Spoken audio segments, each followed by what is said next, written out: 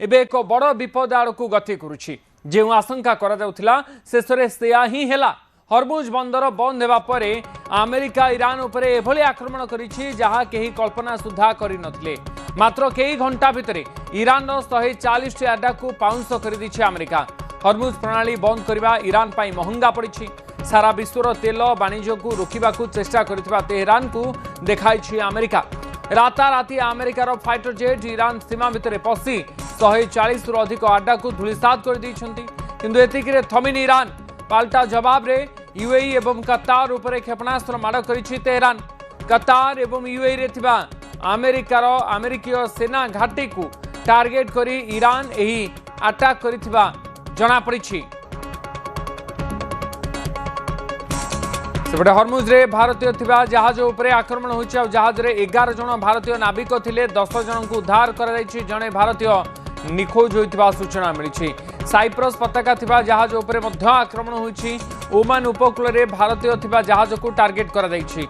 जहाज उपरे आक्रमण को नुआ दिल्ली निंदा करिछि।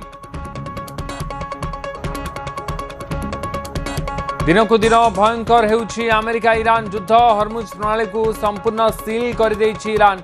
आ ईरान उपरे अमेरिकार जोरदार आक्रमण बंदर आवास और सिरिक सहरर सामरिक घाटी उपरे बोमा माड़ करा जाइछि। अमेरिकार सेंट्रल कमांड पक्षरु यार वीडियो जारी करा जाइछि।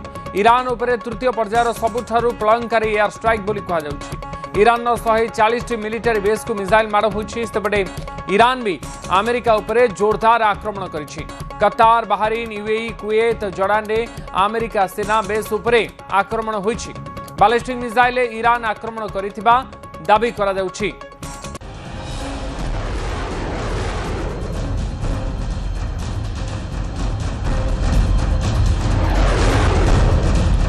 अमेरिका ईरान युद्ध दिन को दिन आहरी अधिक घनीभूत होउछि। अर्थात आहरी अधिक ये भयंकर रूप धारण करुछि। अमेरिका और ईरान भितर चलीथिबा ये महायुद्ध हरमुज प्रणाली को एबे संपूर्ण भाव में सील कर देइछि ईरान। और ईरान उपरे अमेरिका एपटे जोरदार आक्रमण करुछि। बंदर आवास सिरिक सहर सामरिक घाटी उपरे बोमामाड़ करा जाइछि। अमेरिकार सेंट्रल कमांड पक्षरु यार वीडियो जारी करा जाइछि। एयर स्ट्राइक करा जाउछि। सबुठारु प्रलंकारी एयर स्ट्राइक बोली कहा जाउछि। ईरान 140 मिलिटरी बेस को मिसाइल माड़ करा जाइछि। ईरान मध्य अमेरिका उपरे जोरदार आक्रमण करिछि। कतार, बहरीन, यूएई, कुवैत, जॉर्डन रे अमेरिका सेना बेस उपरे आक्रमण होइछि। बैलिस्टिक मिसाइल ईरान आक्रमण करिथिबा दाबी करा जाउछि। अनेक किछि हलचल होउछि मध्य प्राच्य रे। ईरान और अमेरिका युद्ध दिन को दिन आहुरी जटिल होउछि, आहुरी भयंकर रूप धारण करुछि।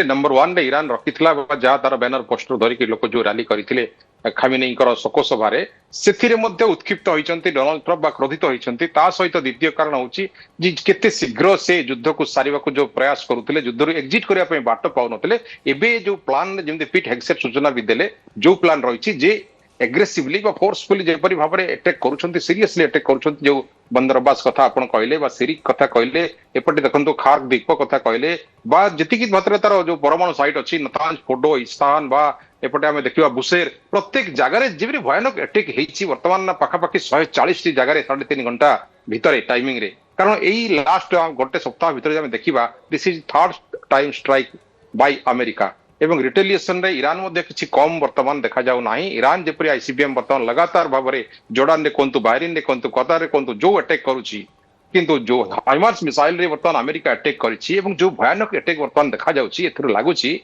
जे बहुत शीघ्र गोटे सेमाने चाहुथिले प्रथम फेज रे जेमति हेइथला 40 दिन युद्ध भितरे दामिका अस्त्र प्रयोग करिबा एवं शीघ्र युद्ध को सारिबा एई रणनीति वर्तमान अमेरिका धरिछि। किंतु ईरान जेमती 40 दिन मध्य हार मानि नथला। एते लीडर चेन ऑफ लीडरशिप देखिथिला में निहत हेइथिला, तथापि आईआरजीसी डेडिकेटेडली वार करिथिला। एवं ठीक सेही परि एबे मध्य बहुत साइड रो जो रिटेलिएशन चालीछि एई युद्ध रे हुरमुज गोटिए संकट जहा कि सारा विश्व को वर्तमान जेपरि भाबरे तेलर संकट को नै जाउछि, गैस संकट बढ़ी जाउछि। रेट वर्तमान आमे आशा करू जदि युद्ध लागे तेबे $100 क्रॉस करि जिवो, जहा गोटे ग्रीन सिग्नल दैथिला जेतल शर्त होइथिला स्विट्जरलैंड रे $70-74 भितर रहिथिला। किंतु एबे এই যে দুই জনଙ୍କର ଜିଦ୍ ଆଗରେ ଛୋଟ ଛୋଟ ଦେଶ ମାନେ ବର୍ତ୍ତମାନ ବଳି ପଡୁଛନ୍ତି ଏବଂ ଯୋଉମାନଙ୍କ ପାଖରେ ସପ୍ଲାଇ ଚେନ୍ ନାହିଁ ଅଦର କଣ୍ଟ୍ରିର ବା ଅଦର ଫ୍ୟୁଏଲର ବା ଅଦର କୌଣସି ମେକାନିଜିମ ସେମାନେ ବର୍ତ୍ତମାନ এই ତେଲର ସଂକଟ ଦେଖାଯାଉଛି।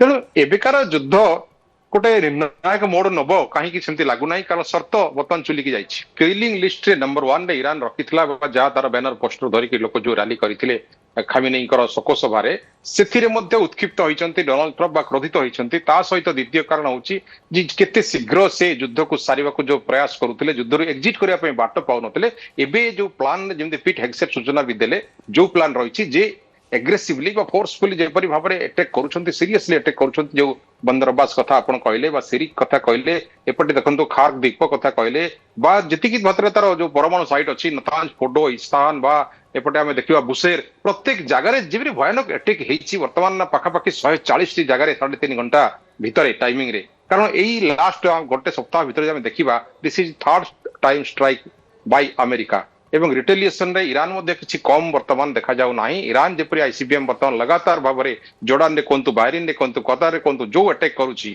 କିନ୍ତୁ ଯୋଉ ହାଇମାର୍ସ ମିସାଇଲ ରେ ବର୍ତ୍ତମାନ ଆମେରିକା ଆଟାକ୍ କରିଛି ଏବଂ ଯୋଉ ଭୟାନକ ଆଟାକ୍ ବର୍ତ୍ତମାନ ଦେଖାଯାଉଛି, ଏଥିରୁ ଲାଗୁଛି ଯେ ବହୁତ ଶୀଘ୍ର ଗୋଟେ ସେମାନେ ଚାହୁଁଥିଲେ ପ୍ରଥମ ଫେଜରେ ଯେମିତି ହେଇଥିଲା 40 ଦିନର ଯୁଦ୍ଧ ଭିତରେ ଦାମିକା ଅସ୍ତ୍ର ପ୍ରୟୋଗ କରିବା ଏବଂ ଶୀଘ୍ର ଯୁଦ୍ଧକୁ ସାରିବା। ଏଇ